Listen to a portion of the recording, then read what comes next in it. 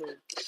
আসসালামু আলাইকুম সুপ্রিয় 18তম শিক্ষক নিবন্ধন পরীক্ষার্থী ভাই ও বোনেরা, আশা করি আপনারা ভালো আছেন। আজ আমরা একটা গুরুত্বপূর্ণ বিষয় নিয়ে আপনাদের সাথে আলোচনা করব, সেটি হচ্ছে চাকরি কি লিখিত মার্ক না ভাইবা মার্কের উপর নির্ভর করে নিবন্ধন পরীক্ষার মধ্যে। এই বিষয়টি আজকে ক্লিয়ার করা হবে। শিক্ষক নিবন্ধনের সনদ অর্জনে মৌখিক বা ভাইবা পরীক্ষা হলো সর্বশেষ ধাপ। ভাইবা পরীক্ষা নিয়ে অধিকাংশ চাকরি প্রত্যাশীদের মধ্যে কিছুটা হলেও দুশ্চিন্তা কাজ করে।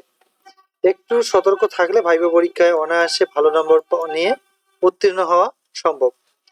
তাই একথা সুস্পষ্ট যে লিখিত পরীক্ষার উপর ডিপেন্ড করে চাকরিটি আপনার হবে কিনা। যাদের লিখিত মার্ক ভালো, তারা সবসময় ভালো প্রতিষ্ঠান পেয়ে থাকে। তাই শুধুমাত্র আপনারা যদি ভাইভাতে উত্তীর্ণ হন, তাহলে আপনারা কিন্তু একটি সার্টিফিকেট নিশ্চিত পেয়ে যাবেন, এবং সার্টিফিকেট পেলে আপনি অবশ্যই একটি ভালো প্রতিষ্ঠান পাবেন।